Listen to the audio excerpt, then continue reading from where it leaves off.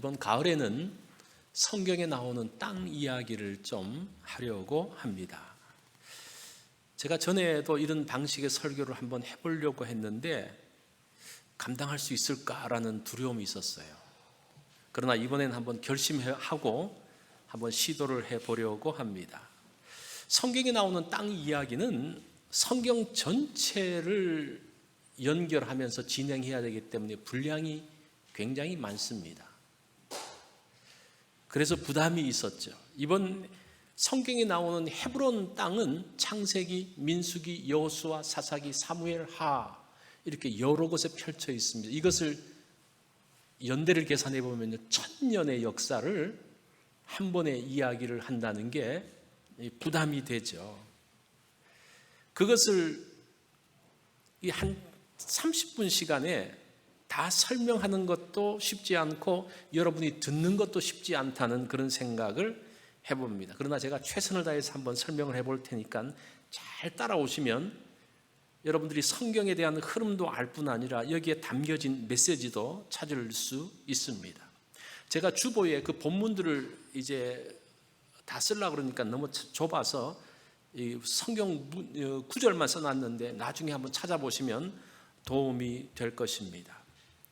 새로운 주제의 설교를 시작할 때는 기대감과 두려움이 교차합니다. 이번 성경의 땅 이야기를 통해서 여러분들이 또 다른 한번 하나님의 은혜를 누리는 그러한 시간이 되면 좋겠습니다. 땅은 사람들이 사는 곳입니다. 그래서 그곳에서 많은 사건들이 벌어집니다. 그 사건 속에서 하나님께서 역사하십니다. 성경의 땅 이야기는 성경 지식을 위한 게 아니에요. 헤브론 땅이 어떻다 그 지식을 위한 것이 아니고 한 지역에 오랜 기간 동안 어떤 일들이 벌어졌고 그 가운데 하나님께서 어떻게 역사하셨는지를 보는 겁니다. 긴 시간에 일어난 한 1000년 동안에 일어난 일들을 축약해서 보는 거예요. 여러분의 인생을 한눈에 볼 수 있을까요? 볼 수 없죠. 이 땅 이야기를 하면요 오랜 시간을 한눈에 보면서 그 가운데서 어떤 일들이 벌어지고 어떻게 하나님이 역사하시고 그 일들의 시작과 과정과 결과들을 알 수 있는 그러한 유익이 있습니다. 자, 이런 방식은 인생을 한 번에 볼 수 있는 효과가 있습니다. 자, 이번 땅 이야기를 통해서 우리 인생 전체를 한눈에 볼 수 있는 땅이 아니라 우리 인생을 볼 수 있는 그런 기회가 되기를 바랍니다. 자, 오늘 첫 번째 시간은 헤브론입니다. 헤브론 땅이 어디 있는지를 좀 알 필요가 있겠죠. 이스라엘은 남북으로 둘로 나눌 수 있습니다. 두 개의 산지로 나눌 수가 있어요. 북쪽에는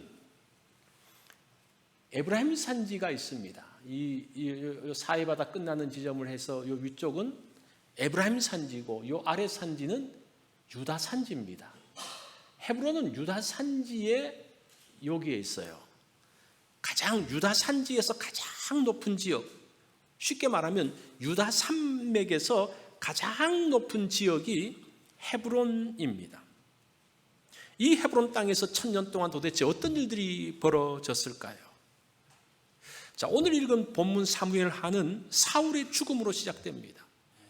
사울이 다윗을 잡으려고 정말 집요하게 추적을 하지 않습니까? 그래서 이 다윗이 견딜 수가 없어서 블레셋 땅으로 망명을 갑니다. 아유, 이 땅에 못 살겠어. 이 땅에 있으면 죽을 것 같아. 그러면서 블레셋 땅으로 갑니다. 그러면서 드디어 사울의 추격이 끝납니다. 그러면서 그 사이에 어떤 일이 벌어집니까? 블레셋과 이스라엘 사이에 전쟁이 벌어지고 그 전쟁으로 해서 사울 왕이 죽게 됩니다. 사울이 죽었다는 이야기를 듣고 이제 다윗이 드디어 이스라엘로 돌아가려고 합니다. 그래서 하나님께 묻습니다. 그게 2장 1절이에요. 그 후에 다윗이 여호와께 여쭈어 아뢰되 내가 유다 한 성으로 올라가리이까? 여호와께서 이르시되 올라가라. 다윗이 이르되 어디로 가리이까? 이르시되 헤브론으로 갈지니라. 자, 여기서 포인트가 하나 나옵니다. 지금 다윗이 사울 왕이 죽고 난 다음에 그가 다시 이스라엘로 들어가는데 어디로 들어가야 될지에 대한 고민이 있는 거예요. 그래서 하나님께 묻습니다.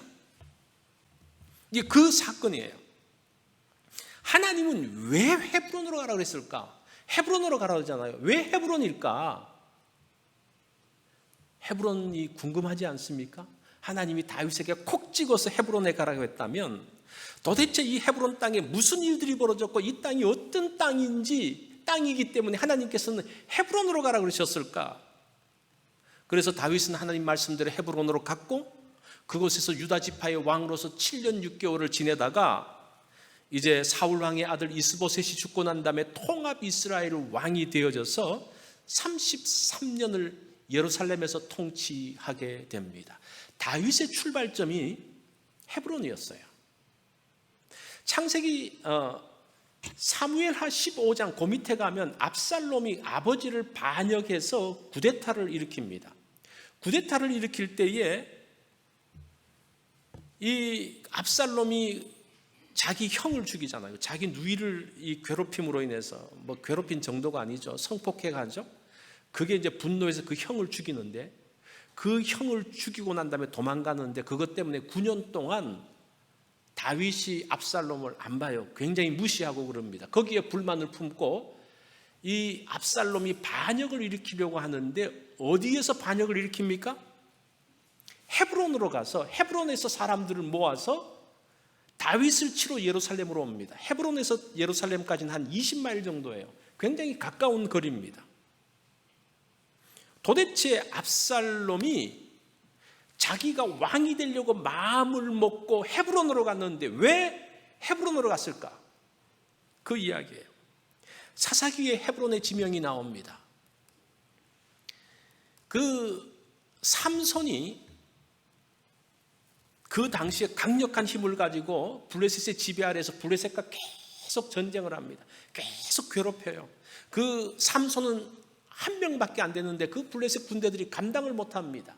그러는 사이에서 어느 날 이 삼손이 가사에 떴다는 소문이 쫙 돕니다. 가사의 기생집에 갑니다.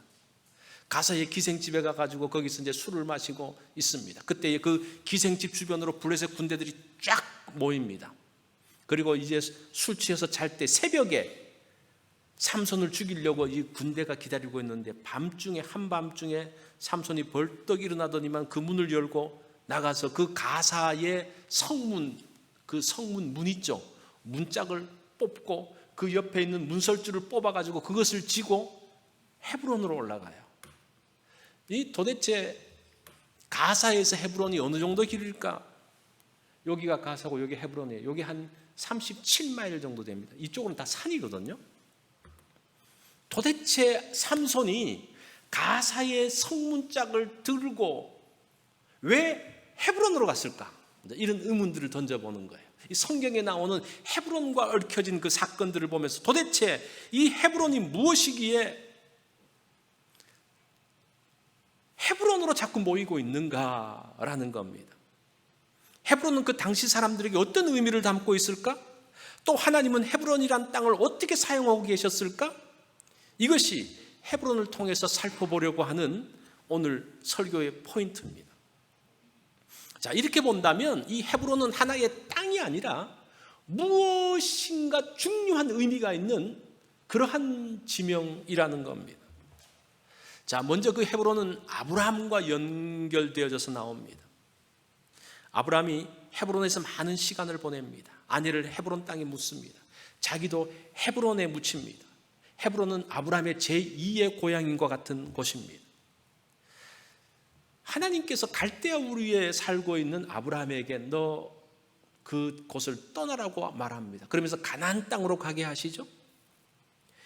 그래서 아브라함이 하나님 말씀에 순종해서 가나안 땅에 갔는데 제일 먼저 가나안 땅에 도착한 곳이 어딘가니 세겜이라는 곳입니다. 이 세겜은 굉장히 오래된 도시일 뿐 아니라 유명한 도시입니다. 또 살기 좋은 곳입니다. 살기 좋은 곳이니까 사람들이 모이죠. 그 처음에 갔던 곳이 세겜이에요. 그 세겜은 평야 지역입니다. 평지. 물론 거기도 산지도 있고 그러지만 거기는 살기 좋은 곳입니다. 물이 있는 곳입니다. 그리고 야곱도 바단 아람으로 도망갔다가 내려오면서 세겜 땅에 들어가요. 세겜에서 디나가 그 추장에게 몹쓸 짓을 당하고 있었던 그런 스토리가 있잖아요. 그 세겜은 아주 중요한 땅입니다. 그리고 세월이 흘러서 한 1000년 정도 이상의 세월이 흘러서 솔로몬 이후에 이스라엘이 남쪽과 북쪽으로 나눠지지 않습니까? 자, 지금 잘 따라오고 있죠, 그죠? 남쪽과 북쪽으로 나눠지는데 북이스라엘의 수도가 세겜이에요. 그런 면에서 세겜은 굉장히 중요한 곳입니다. 그래서 아브라함도 처음에 가나안 땅에 가서 어디에서 살고 싶어 합니까? 세겜에서 살고 싶어 해요. 미국으로 이민 온 사람들이 어디에 살고 싶어 합니까? LA에 살고 싶잖아요. 왜 그래요? 살기 편안하잖아요. 한국 사람들이 살기 편하기 때문에 세겜이 그런 곳이에요. 자, 그러면서 그 세겜에는 살지 못하니까, 세겜이 워낙 큰 도시고 그 터세도 있고 그러니까 조금 밀려서 베델이라는 곳에 들판에 사는데, 그 세겜에서 베델은 이제 조금 떨어진 곳입니다. 거기도 그런 대로 괜찮아요. 거기에서 있습니다. 아브라함이 거기에 거하고 있는데 그 땅에 기근이 옵니다. 가뭄으로 인해서 살기가 어렵습니다. 그래서 아브라함은 그 가뭄을 피해서 애굽 땅으로 내려갑니다. 애굽 땅에 내려가서 또 큰 일을 당하잖아요. 아내가 빼앗기고 뭐 이래 하다가 하여튼 극적으로 하나님의 은혜로 다시 아내도 찾고 재산도 불려서 다시 돌아왔는데 역시 베델로 돌아옵니다. 아브라함의 생각에는 헤브론은 없어요. 헤브론에 살겠다는 그런 마음이 없었습니다. 애당초 없었습니다. 그런데 베델에 정착했을 때에 그 베델 들판에서는 아브라함과 롯이 함께 살기가 어려웠으니, 왜 그래요? 그들의 재산이 많아졌습니다. 양과 소가 많아졌습니다. 같이 있으면 있을수록 서로 부딪힙니다. 이 조카하고 자꾸 부딪히니까 드디어 뭐라고 말합니까? 야, 우리 이렇게 있다가 의상하겠다. 너하고 안 보겠다. 그러면서 서로가 헤어지기로 결정을 합니다. 그래서 롯은 어디로 갑니까? 그 많은 짐승떼를 쉽게 먹이려고 하면 물이 있는 요단 들판으로 내려가는 거죠. 그러면서 소돔 땅으로 내려가게 됩니다. 그 아브라함은 어디로 가고 싶어 했을까?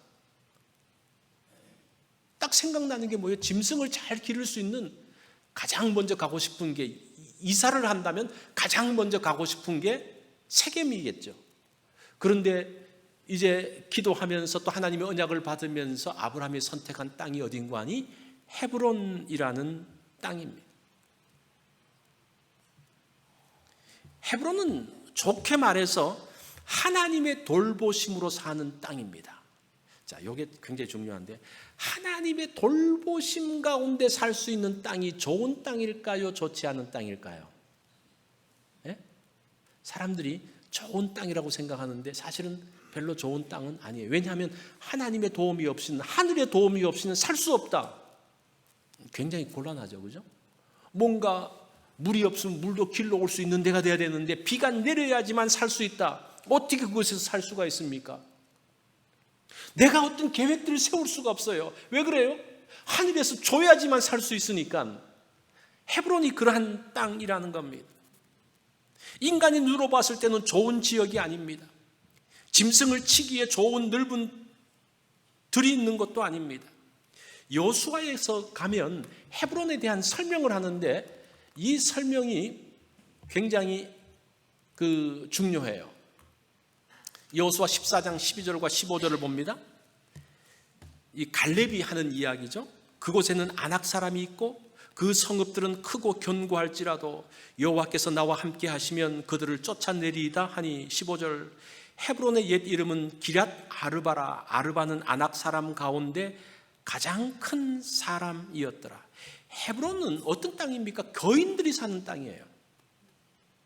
헤브론의 이전 이름이 기럇 아르바인데 이 아르바라는 말이 아낙 사람들 거인 중에서도 가장 큰 사람을 말할 때 아르바예요. 그러니까 그 헤브론은 어떤 곳입니까? 거인 족속이 사는데 거인 족속들 중에서도 제일 크고 제일 힘 있는 사람들이 사는 곳입니다. 헤브론 땅은 어떤 땅입니까? 성읍은 크고 견고하다 그랬어요. 외부의 적을 막기 좋은 곳입니다. 용사들이 사는 곳입니다. 요새로서 뛰어난 땅이에요. 자, 여러분 보세요. 아주 천혜의 요소라고 그러면 그 땅이 살기 좋은 겁니까? 살기 어려운 것이에요? 살기 어려운 것이에요. 천혜의 요새로 되어 있으면 어떻습니까? 절벽도 있고 삐쭉삐쭉해가지고 적들이 못 가는 곳이에요. 굉장히 침투하기 어려운 곳이에요. 전쟁할 때는 거기가 좋지만 살 때는 불편해요. 그렇지 않습니까? 천혜의 요소를 여러분 오해해서는 안 돼요. 전쟁할 때만 좋은 거예요. 일반 살기는 어려운 거예요. 거기서 짐승을 키우기가 쉽지 않은 것이에요. 이곳에 살려면 뭐가 필요합니까? 하나님의 은혜가 필요해요. 그런 땅이 헤브론 땅이라는 겁니다. 대부분의 사람들이 가고 싶은 땅은 세겜입니다. 세겜이에요. 그곳에는 타지 사람 아브라함이 들어가지 못합니다. 그래서 밀려나서 헤브론으로 간 겁니다. 무엇인가 하기에는 아쉬운 땅입니다. 아브라함은 사랑하는 아내를 헤브론에서 묻습니다. 아내가 죽자 헤브론을 떠나요. 좋은 땅이었으면 아브라함이 떠나지 않죠. 그 땅을 떠나서 부엘세바로 내려갑니다. 그 땅이 헤브론입니다. 좋은 땅이 아니라는 거죠. 그런데 힘든 땅이었지만 이때 하나님과 아브라함 사이에 언약들이 만들어집니다. 15장의 횃불 언약이 헤브론에서 있었습니다. 17장의 할례의 언약이 헤브론 땅에서 있습니다. 그리고 하나님께서 그 헤브론 땅에 있을 때에 아브라함의 이름을 바꿔줘요. 아브람에서 아브라함, 사라에서 사레에서 사라하 이렇게. 그 이름에 뭐를 넣는 거 아니? 히브리어로 해라는, 뭐 영어로 말하면 한 H 정도 돼요. 이게 해가 해 이런 거예요. 해. 그러니까 이게 여호와 뭐 이런 그 하나님의 이름을 넣습니다. 그래서 아브라함 이렇게 돼요. 사라하 이렇게 돼요. 자, 왜 하나님께서 약속도 많이 해주시고 이름도 바꿔주시고 내가 너와 함께 있을 거야, 너 걱정하지 마. 왜 그래요? 살기 힘드니까. 우리가 오해하는 게 하나님의 은혜가 필요하고 막 하는 것이 잘 된다고 그러는데 여러분 언제 하나님의 은혜가 많이 임했어요? 편안하게 잘 될 때, 잘 살 때 하나님의 은혜가 많이 임했습니까? 아니면 굉장히 힘들고 고통스러울 때 하나님의 은혜가 더 많이 임합니까? 그건 힘들고 어려울 때 임하는 거예요. 헤브론이 어떤 땅이라는 거예요? 그런 땅이에요. 정말 하나님의 은혜가 필요하고 매일매일 위로가 필요하고 하나님께서 계속적으로 도와주시고 하나님께서 만나주시고 그래야지만 살 수 있는 땅이 헤브론 땅이라는 겁니다. 헤브론에서의 삶이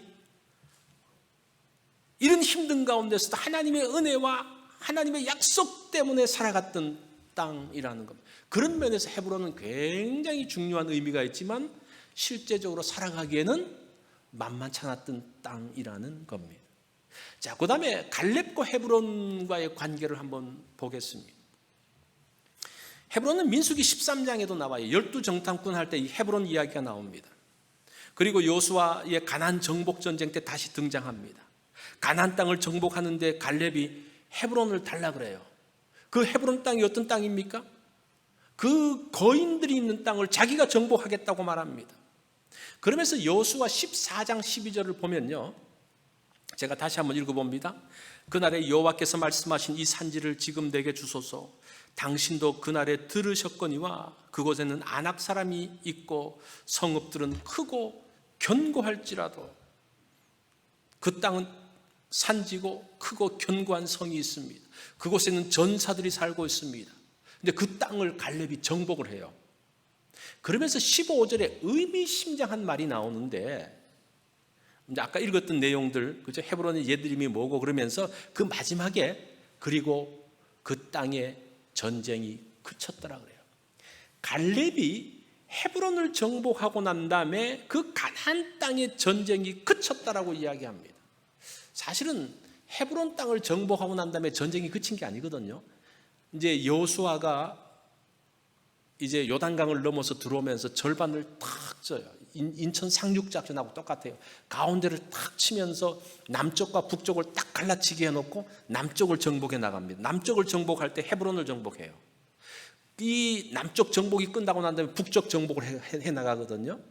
그런데 헤브론 전쟁에서 승리하고 난 다음에 그 땅의 전쟁이 그쳤다라고 이야기를 합니다.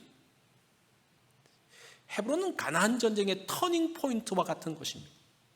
헤브론을 점령하지 못하면 가나안 땅을 정복할 수 없는 정말 요충지가 헤브론입니다. 헤브론에서 이겼다, 헤브론을 점령했다 그러면 뭐 거의 3분의 2 이상 정복한 것이라는 겁니다. 이런 모습을 헤브론 땅에서 볼 수가 있습니다. 그래서 이 헤브론은 도전의 땅입니다. 반드시 넘어야 하는 땅입니다. 이곳을 넘어서면서 인생의 터닝 포인트가 만들어지는 것이 헤브론 땅입니다. 자, 이런 모습을 헤브론에서 한번 좀 살펴보시기 바랍니다. 이 전쟁에서 보면 V-Day와 D-Day가 있어요. 이제 V-Day는 빅토리 데이라 그래서 전쟁에서 완전히 승리한 날입니다. 이게 이제 2차 대전 때 나온 개념인데, 그 2차 대전의 승리는 1945년 6월 5일에 4개의 연합국 대표들이 서명하면서 전쟁이 공식적으로 끝났어요. 그런데 이건 전쟁이 공식적으로 끝난 거고, D-Day는 언젠가 하니 1944년 6월 6일 1년 전에 노르망디 상륙작전에서 D-Day가 일어납니다. 거기서 어떤 일이 벌어집니까? 노르망디 상륙작전에 성공하면서 2차 대전의 성패가 갈라집니다. 거기서 전쟁이 끝나요. 그러면서 연합군이 결정적인 승기를 잡았던 곳이 노르망디 작전입니다. 그러면서 이제 전세가 기울기 시작해요. 기울기 시작하지만 1년 동안 더 전쟁 가면서 독일은 계속적으로 패배하고 연합군은 계속적으로 승리하다가 드디어 1년 후에 항복 이렇게 되는데, 이 D-Day가 터닝 포인트예요. 그러면서 보면 1945년 3월달 그 노르망디 상륙작전 이후에 이태리에서 12만 명의 독일군이 항복을 합니다. 그 이후에 동부전선에서 80만 명의 독일군들이 항복을 합니다. 그러니까 이미 꺾였어요. 꺾여서 그냥 계속 넘어가는, 그렇지만 전쟁은 끝나지 않은 상황.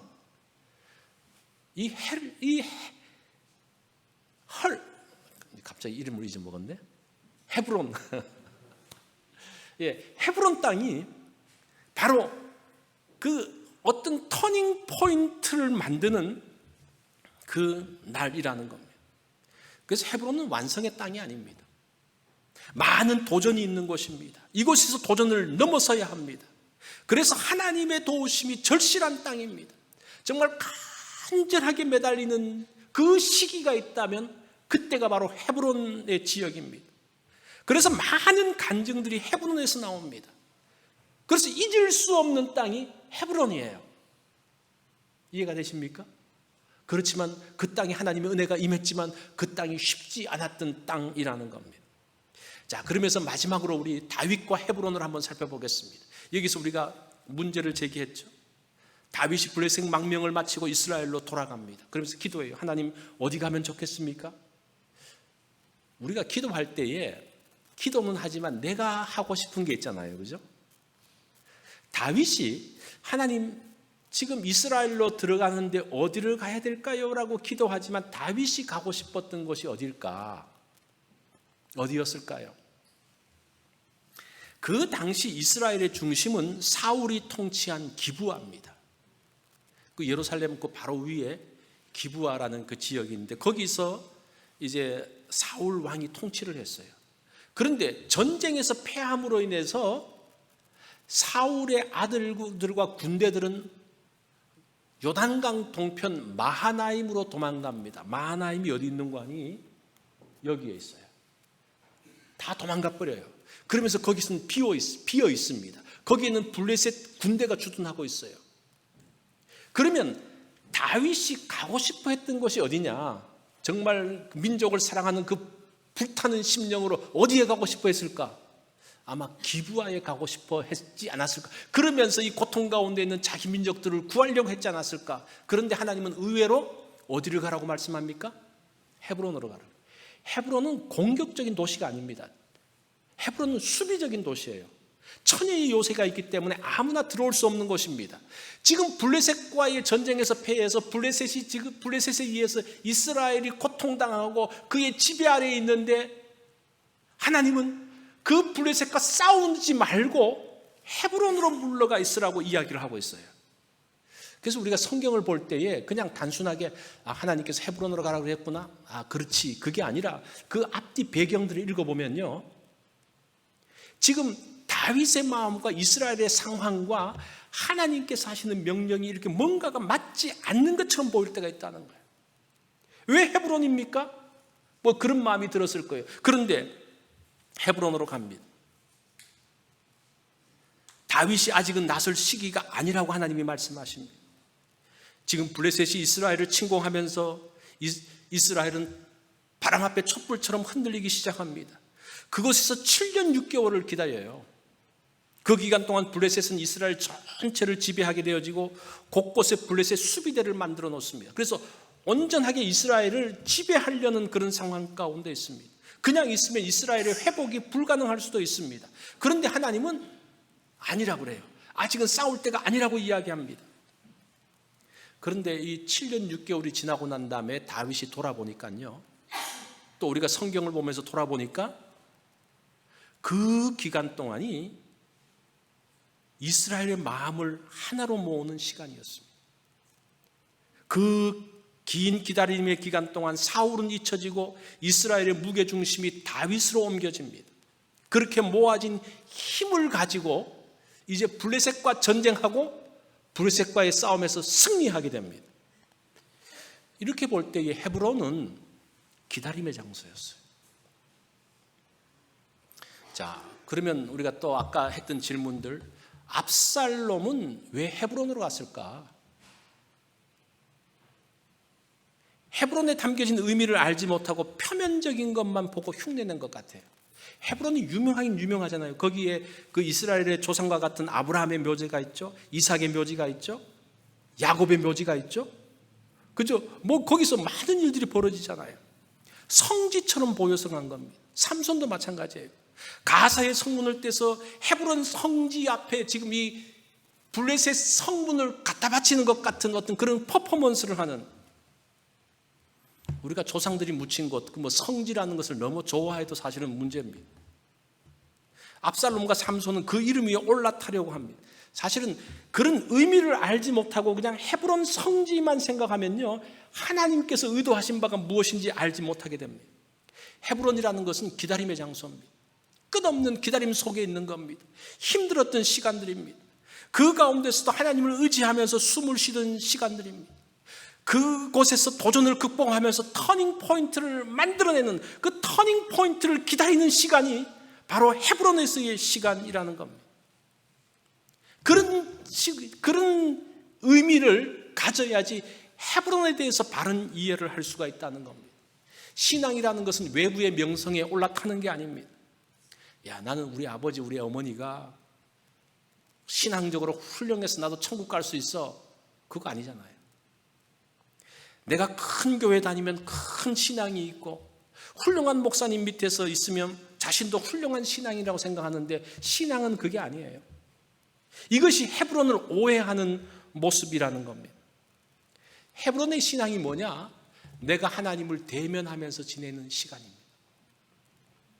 도전의 시간에, 고뇌의 시간에 함께 하신 하나님에 대한 경험을 가지고 있는, 하나님을 경험했던 그 땅이 헤브론이라는 거예요. 그런 면에서 헤브론이 중요하다는 거예요. 혹시 여러분 지금 헤브론에 있는 분들이 있습니까?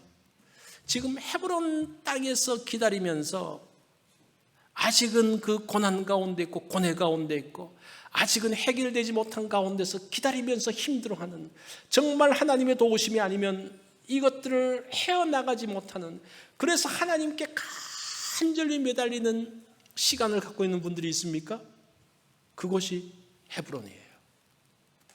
근데 그 헤브론에서 하나님을 의지하면, 하나님의 때까지 기다리면 하나님께서 터닝 포인트를 만들어주는 것이 헤브론이라는 것.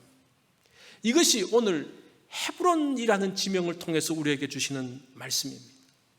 여러분, 아직 헤브론에 있다면 결코 실망하지 마십시오. 그런 기다림의 시간을 통해서 우리를 더욱더 단단하게 해나가실 것입니다.